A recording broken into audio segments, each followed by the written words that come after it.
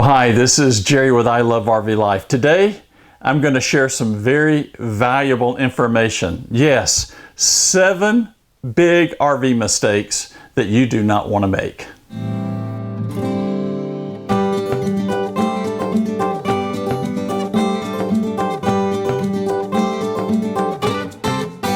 If you have just bought a new RV or you've had one for a little while and you still have that stock mattress that came with the RV, you're going to go, Jerry, I know where you're coming from. I feel your pain. And that pain is those mattresses are like, the nicest way I can put it, cloth covered concrete. They're just awful. They're terrible. And that's in the largest percentage of the RVs that you purchase today. The mattresses are just terrible, terrible. Well, Joan and I tried everything. We put in pillow toppers, and then we didn't like that. We put a gel topper. We didn't like that. And then we tried foam, those foam things that you add, and it just made bad, not even better. It was just, we were never comfortable with that. And then we found rvmattress.com by Brooklyn Bedding. And it was, I say this a lot, it was a game changer. It made RV travel such a joy because we wanted a good night's sleep.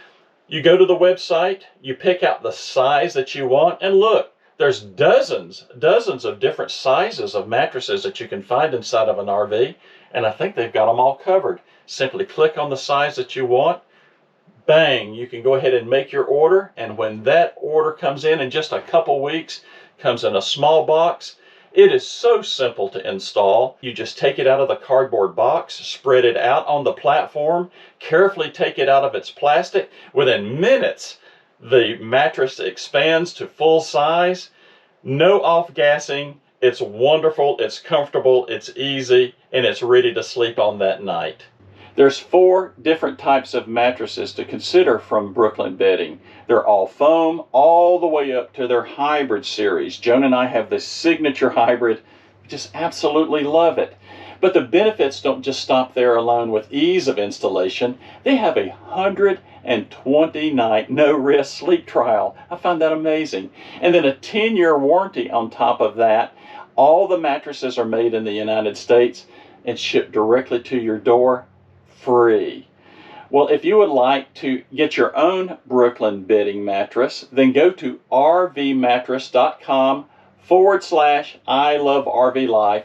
Select your mattress, select your size, the comfort level that you want, and then at checkout, enter the code ilovervlife to get 20% off your purchase. Well, I'd like to thank RV Mattress by Brooklyn Bedding for sponsoring today's video. These mattresses by Brooklyn Bedding, wow, they're amazing.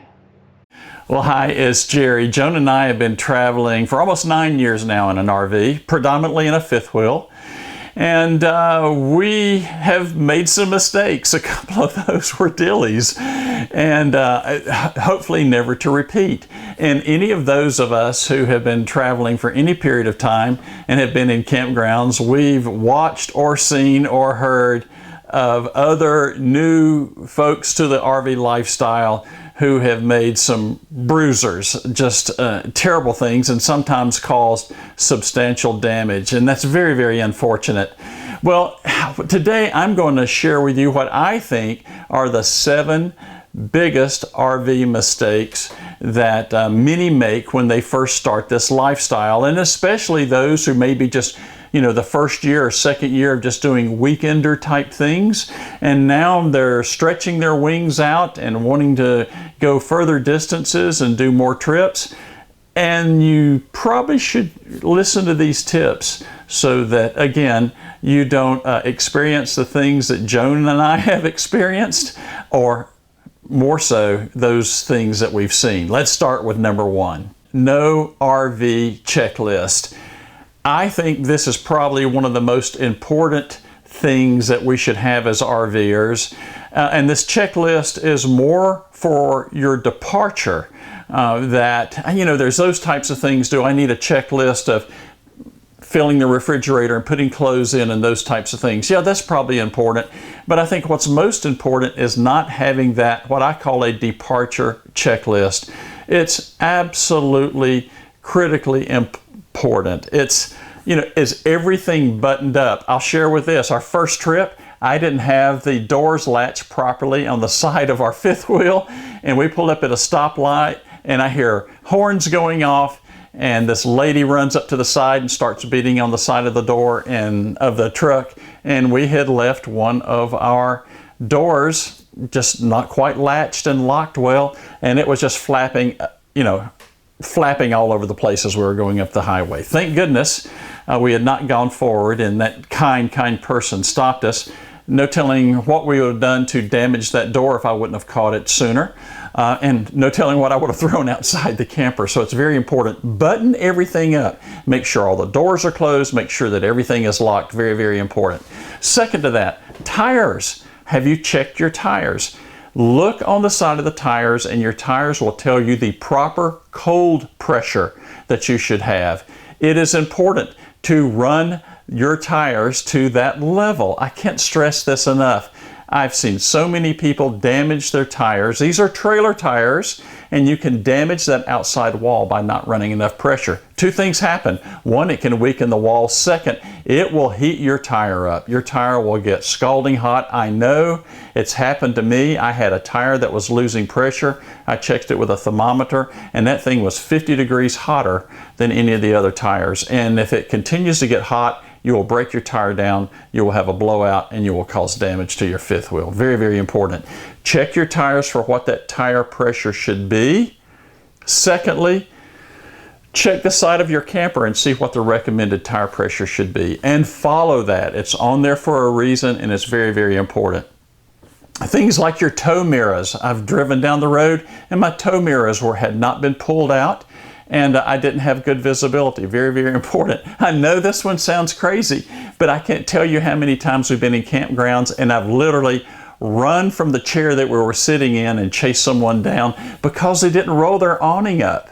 You would think, that should be simple, but guess what? We get busy, somebody comes up to us, we get distracted, 100 things can happen, and we forget to do something. If you go to this link right here, or you look in the description of today's video, or if you go to ilovervlife.com to today's blog, I have a PDF version and a spreadsheet version of the checklist that we use. I call this a breathable document. It changes as we add things to our camper, as we change campers, as we do things to our truck. We add and take away things from this list. You can download it, no charge. I just hope you find this helpful. We take ours, we've got this little portfolio that we keep, and we take ours and we have taped it here to the front. And before we pull off, Joan pulls this out and she goes through every one. I've done this, did you do this? I've done this, did you do this? All the way down the line. You can see where we've striked some things out that we don't have anymore. Down here on the bottom, I've got some lines. I've added some things that I've had over time. It's just something else too. We just put one of these little notebooks in here. You're going down the road and somebody calls, you need to write something down, or we just need some basic instructions.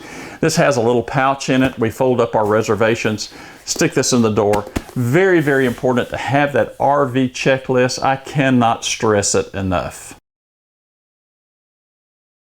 There is a debate about trip planning, and I understand that. People travel in different modes. Those who like to go out west and travel through the desert and boondock, is trip planning important? Probably not as much, especially when it comes to securing a site, because you're just parking out in the wild blue yonder, and that's pretty awesome. But there still is some important things to do as far as checking your highways and your directions and those types of things. It's very, very important, especially if you're in a large Class C or a large fifth wheel that's very, very high. You want to make sure that you do proper trip planning and you're not exceeding the heights of the underpasses that you'll be going under. Interstates, you're in pretty good shape. Sometimes you get on state roads, not so much. County roads, yeah, you can run into some sketchy type things. Lastly, if you're going to campgrounds, sometimes these campgrounds are off the beaten path. And I will stress, you're using a Garmin or a TomTom or even Google Maps or any of those types of things. It will route you in what it thinks is the best way to go, and many times it might not be the best way to go. I've kind of gotten in a pickle before and had to back up with a fifth wheel. It wasn't pretty. So many times that trip planning is nothing more than just going to the website of wherever you're going. A lot of times they'll have a recommended route, and sometimes they'll even say, warning, do not use GPS, it will take you here. You need to go in this location to be able to get here safely without any problems. I can't stress that enough. Trip planning is critical. I've got several videos on this. If you will look at the link above, there is a link that you can go to be able to see how I do trip planning and the types of ways that I do it and what I use. Or if you just want to continue in today's video, it will be in today's description, or it will be at ilovervlife.com in today's blog, and you can go to that link and see how we do trip planning. I think it's critical, especially if you have a big rig and you're trying to find spaces to be able to camp. You just may want to make your reservations early and plan your route out appropriately. That way you know you won't have any surprises or have to just keep going down the road until you find a spot you can stop. No backup training or practice. Now, as we say here in the South, bless your heart. We can see the newbies who are towing for the first time, and you can see them come in and they have the temporary tag, no practice, no experience, never towed before, never backed up before, and it's painful. It's painful to watch. Especially you see, the driver and the person who's trying to give directions, and I mean, we've heard language that would make a sailor blush. We've seen it all. We've seen people hit trees. We've seen people hit cars. We've seen people run into the power pedestal, the water lines. Oh my goodness. Again, we've been doing this for almost 9 years. We've seen, just probably one of everything. And I will mention this to you too. It took practice for us. We started off with a 40-foot fifth wheel and a big Super Duty ton truck. That's a lot of vehicle to move down the road and a lot of vehicle to back up. I will share this as well. If you're going from a pull-behind trailer to a fifth wheel or vice versa, they back up differently. Your pivot point on a camper trailer is right on the back of the truck. I actually think they park a little bit easier, and on a fifth wheel, they're middle of the bed, and your pivot point is a little bit different. It's manageable, but there is a difference if you haven't done one to the other. If you have never, ever backed up a trailer before, and you've not had any experience with a very long trailer, let's say something that's 28 feet or longer, you're going to be challenged. There are places that you can go to get training for that. Escapees is one of those things. If you'll go out to escapees.com, they have a boot camp that you can go to, that they can give you helpful information. I strongly recommend it if there's one in your specific area. I hear great reports for people who do that. I'll give you another solution. In many of the towns that we live in, there is some shopping mall or some big box store that used to be open, and there's this big giant open parking lot that's no longer being used, or there's a big facility that may not be used on the weekends or something like that you can go and practice in. Go to Home Depot, buy you 4 to 6 big orange 5-gallon buckets. They're cheap. Set up a camping space and back up. And when you get through, back up again. And when you do that, just keep doing it over and over and over. Figure out how is the best way for you to be able to pull in There's a lot of videos out here I could just go through one after the other of giving you instructions of how to be able to back up. There's some great ones that truckers who do this for a living will share with you. The principles are identical to how we have to back up these big trailers. It's just smaller, not as big, but the principles are the same. Practice, practice, practice. Let me share this with you. It is cheaper to run over a $5 orange Home Depot bucket than it is to back your camper up into a tree. I've seen it happen. Back it up into somebody's vehicle. I've seen it happen. Back up into the water lines or the power pedestals. I've seen that happen way too many times. Run off into, you know, soft grass or something like that and then tear up somebody's campground. It just, you know, we've all either experienced it, A, or we've seen it happen, B. It will take the stress out of the travel. If you're new to this, you can almost feel the stress building as you're getting closer to the campground. Oh my gosh, I'm going to have to back this unit in. And it will take that stress out because you'll just be comfortable with it. You've been through the process over and over and over and over again. Use a partner. If you have a partner, make sure that you've got your communications right. Don't say left or right. That doesn't work. Passenger side, turn passenger side, turn driver side. Use these types of cues. Stand in the back and go this way or go that way with your arms or this way to keep going straight. When you're looking in a rearview mirror, it's difficult. Everything is backwards. Everything is completely backwards. So a little bit more doesn't mean anything. Do this so you can see what someone's doing. Practice, practice, practice. It will make your life and your travel so much more enjoyable. Poor RV maintenance. I can even say the lack of RV maintenance. I've been going through these 1, 2, 3, 4. I could probably do these all as 1, 1, 1, 1. These are all very, very, very important to be done if you own an RV. It's not like anything else that you own to make sure that everything is working well. Let's think about what we do for our vehicles before we drive them. Before we go on a long trip, does the oil need to be changed? A lot of times we check the tires and make sure that everything's okay. We want to be safe. That's important before you go on your travel with your RV. But what's the condition of your RV before you leave your home or you leave your campground where you've been sitting for a long period of time? What condition is it in? Especially if it's been sitting for several months through the winter.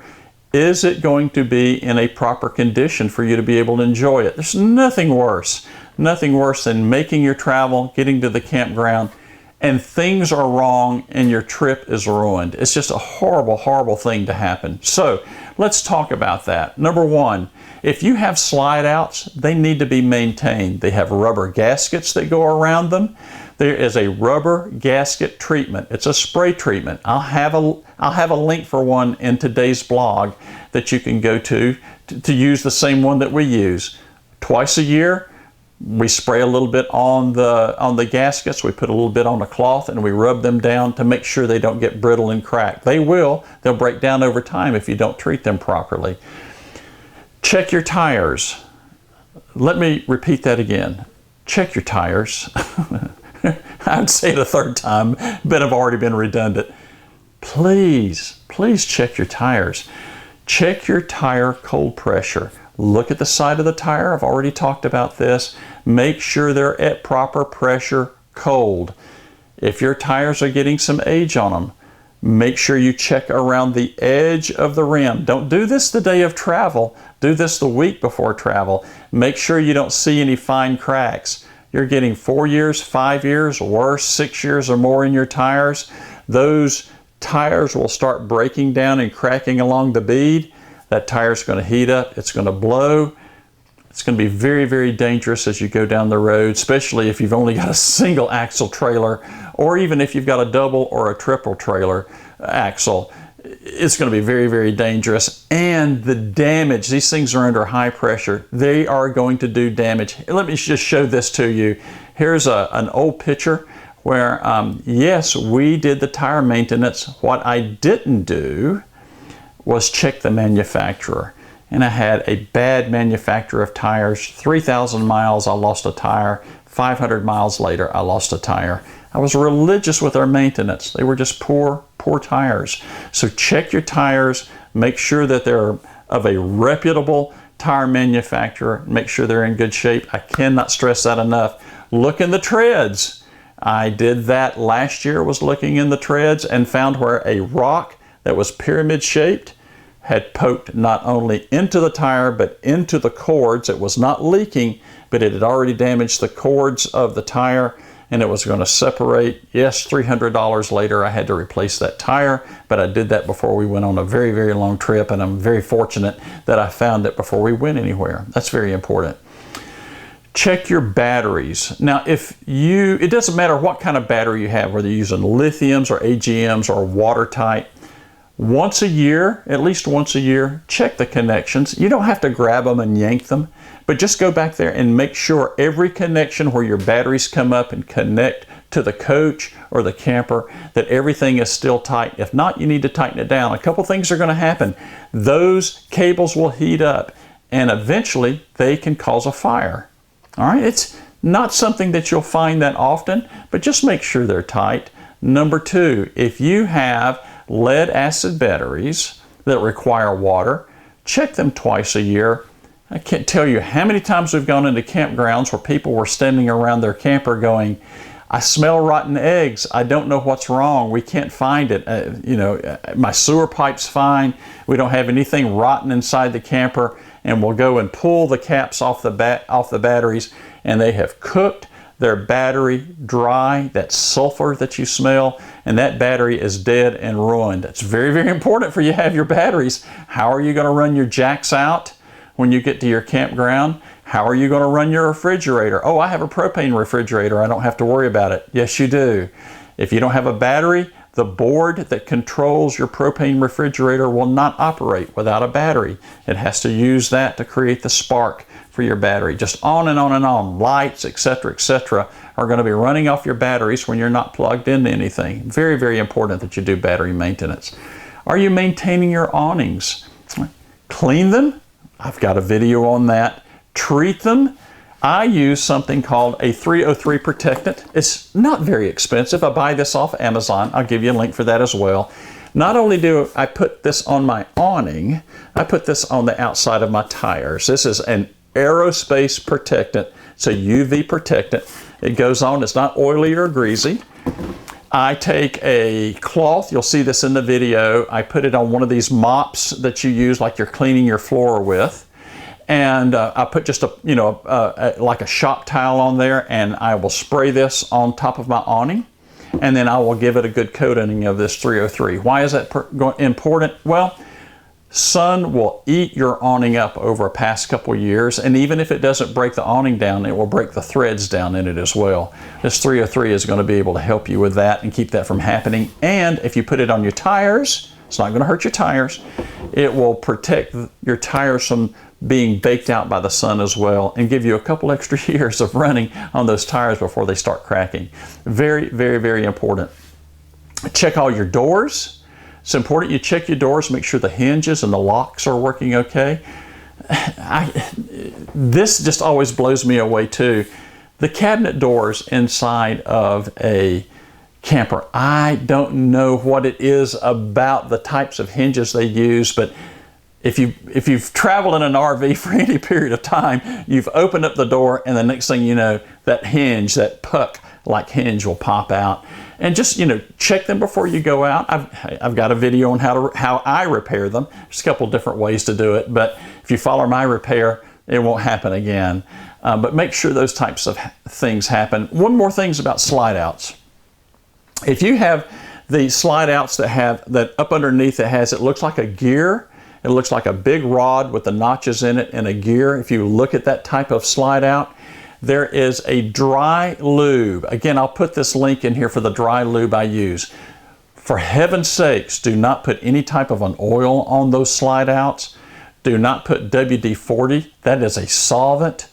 If you put a regular oil on there, it will collect on that gear, get dust, and destroy your slide out gears over time.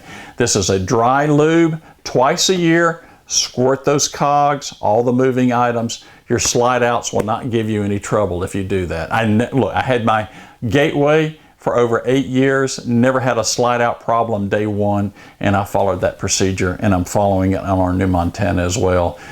That's just a quick list of maintenance items you should consider. Think of your water heater. It should be serviced once a year. If you have the anode rod, check it. If you're seeing it deteriorate, replace it. I've got a video on that.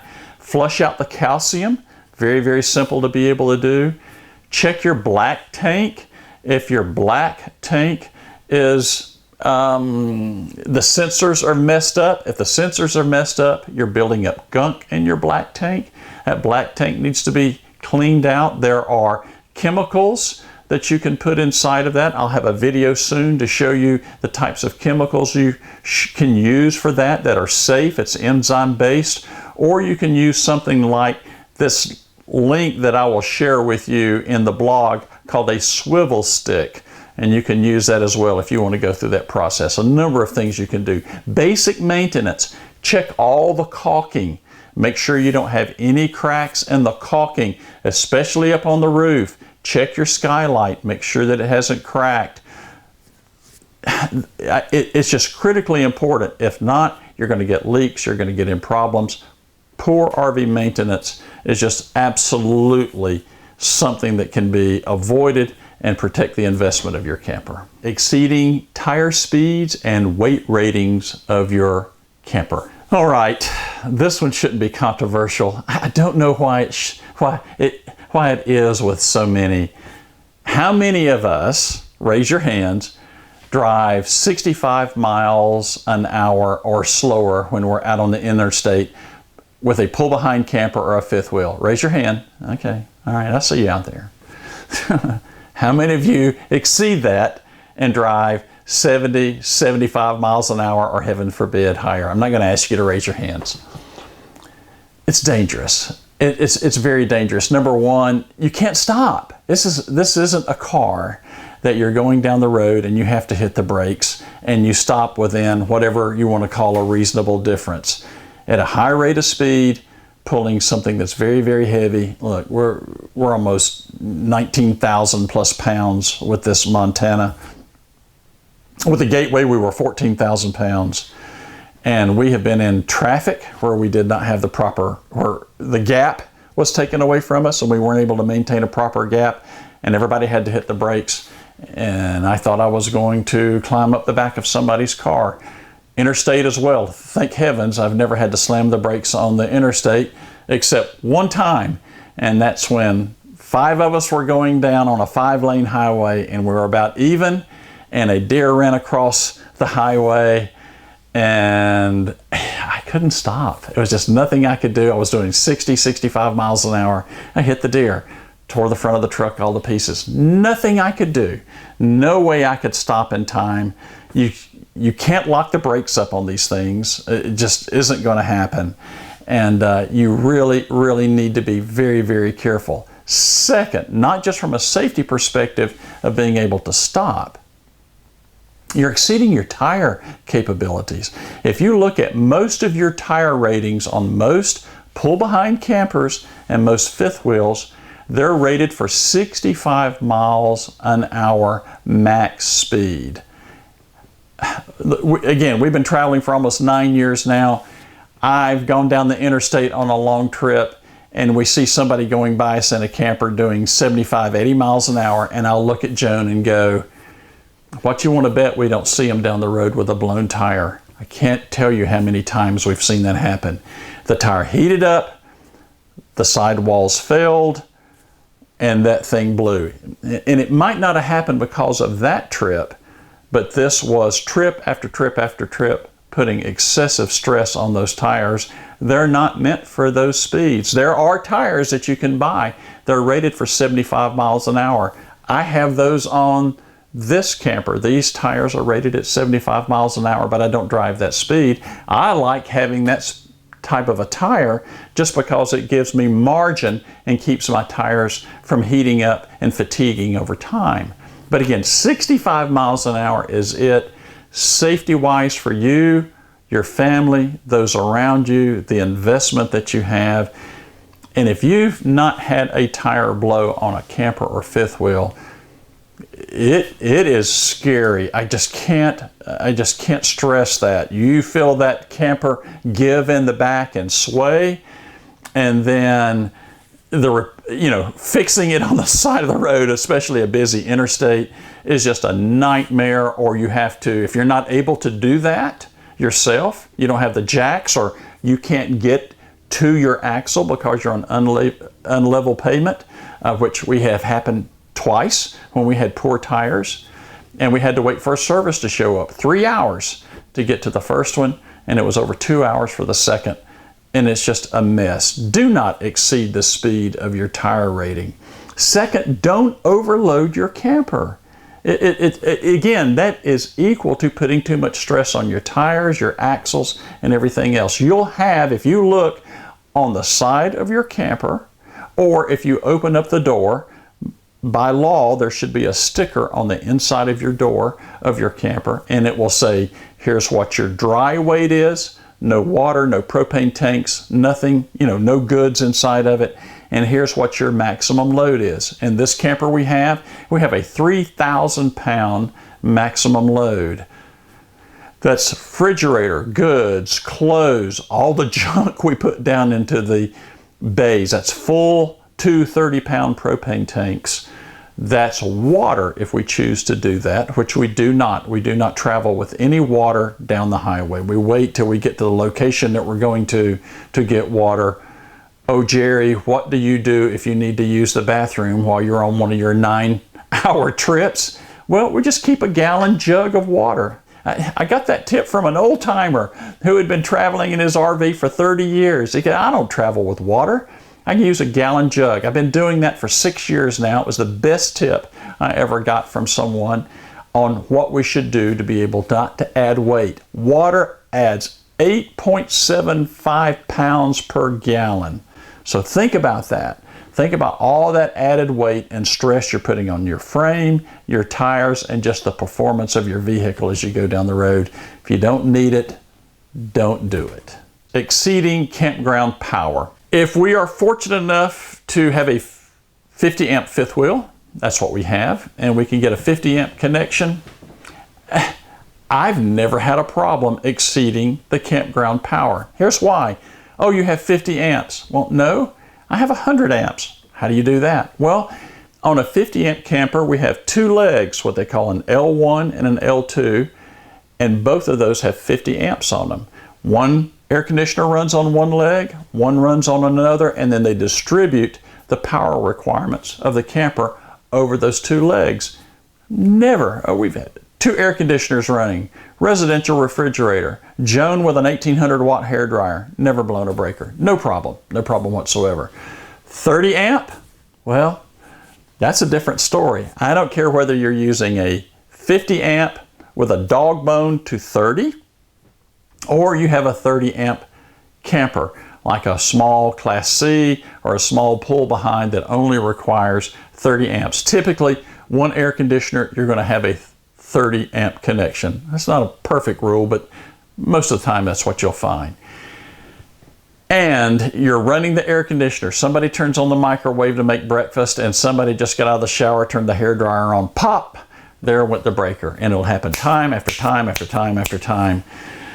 It's so frustrating when that happens. Or you're boondocking and you're using a small generator. Oh, I got a 3,500 watt generator. Well, like the Predators, it's not really 3,500. It's a 3,500 watt surge. It's about 3,000 watts, about 28, 29 amps. Or you're using something smaller, like one of the little small Yamahas, one of the small Hondas that are very, very popular, like the EU2000s. Those are about 2,000 to 2,200 watt surge, about 1,800 watts in power. You're not going to run much. You're not going to run much with those. So don't exceed your power. What I would suggest doing, get a kilowatt meter. I'll put a link for one of those. It's a simple little device that you can plug in. You can see what your microwave requires. You can really see what your hair dryer is doing. Sometimes it might be less, might be more. You can see what your coffee pot is pulling.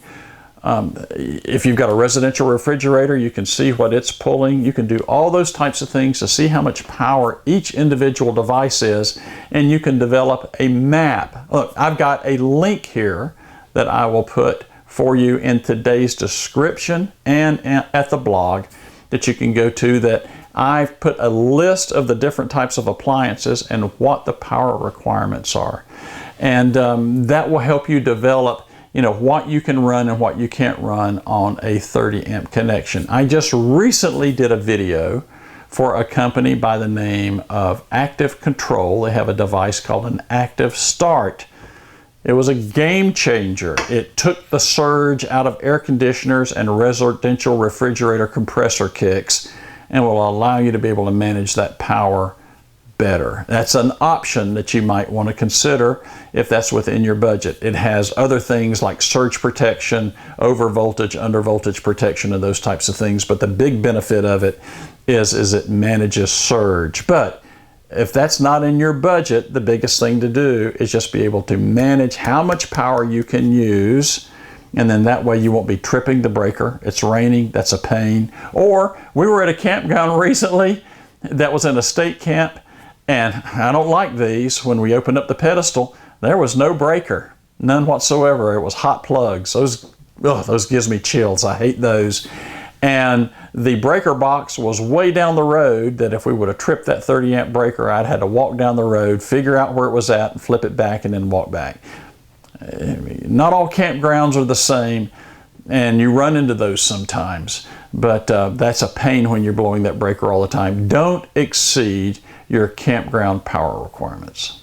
No water pressure regulator.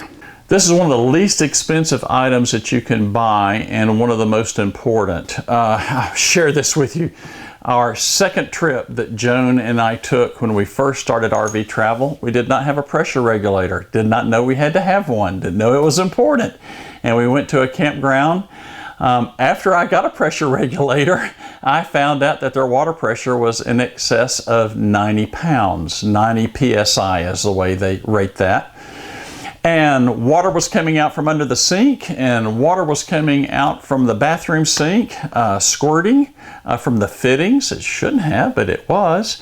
And probably if I would have left it like that for any period of time, I imagine I would have had water leaks up underneath the fifth wheel as well, because these campers, I don't care whether you've got an A, a B, a C, a pull behind, or a fifth wheel, they're not rated for what we would typically refer to as residential style water pressures. I think for a couple reasons. Some of these things have what they call PECs, and PECs is what you would find in a household. But I think over time, driving down the highways, you know, I call it, you know, the 9.5 earthquake of your rolling home, creates vibration, things get loose. I don't know, but I do know this. We had a mess. We had water everywhere. We didn't realize it. We pulled it into the campground, hooked up to the facility, sat down, was having a sandwich. A couple hours later, walked around the kitchen, and water was all on the floor. Oh my goodness, what's going on? You could see the water dripping out of the fittings. And as I went back to the bathroom to get a towel, I had water in the bathroom as well from that water running as well. Well, there's a couple different types of regulators you can get. You can get this, I call them the bullets, the little small ones that are inline. If you're on a budget, they're very inexpensive, very important to buy one. I would suggest you buy two. They can get silt in them over time and quit working, and you don't want to run your camper without one. I want to say they're in the $25, $30 range. I haven't bought, that was the first one that I bought. Didn't like it because it keeps your water pressure to 30 pounds or less. You're trying to take a shower, you just don't need to have enough water. I like to run our water pressure at about 40 pounds. 40 pounds I found on every camper that we've owned does not cause any problem whatsoever, and it gives you enough pressure in your shower that you can have a decent shower. I like using this style. This one, we've had, this is our second one of these. They come a little shinier. We've used this one so much. What I like about this one is you can see the actual pressure that's coming out. There's a little screw right here in the top. You can set the pressure for the first time. I think I've set it once and I've never had to set it again. I've had this one for a couple years. And again, like I shared, I like to run about 40 pounds max. Now, what happens if we go to a campground that only has 30 pounds of pressure? Well, you'll see it. It doesn't change the setting of this. It sets us to a maximum rating. It will show 30 pounds and you're not going to get any more out of it. If it's 30, it's 30. If you have it set for 40, if you get more than that, it will maintain it at 40. It's very, very important. If not, I will promise you, if you don't have it on this camping trip or the next, sooner or later, it will put so much stress on those water lines and you're going to end up with leaks and a mess. And if it goes on for a period of time, it's going to be a big, big mess. And if it goes on somewhere where you can't see it, it's going to cause some deterioration and other problems as well. So, water pressure regulator, inexpensive, very, very important. Well, I hope you found the 7 big RV mistakes that we should not make. I hope you have found this helpful. I know it was long. I know I shared a lot of information. There's a lot of links that I can help you with, that if you go out to ilovervlife.com and go out to today's blog, you'll see it on the front. You'll see it at the end of this video. I'm going to have links for products that we use to be able to maintain. I've got other videos, cleaning your awning, checking your roof, how to watch your roof, how to maintain your water heater. It's getting ready to get cold. I got sleeves on. We're going to end up putting antifreeze in our system that is RV and human consumption safe. We have those videos as well. I've got so much information on how to maintain your camper properly that I think you'll find very, very useful. I love being able to share these tips. Again, I hope you found them helpful. I love RV life too.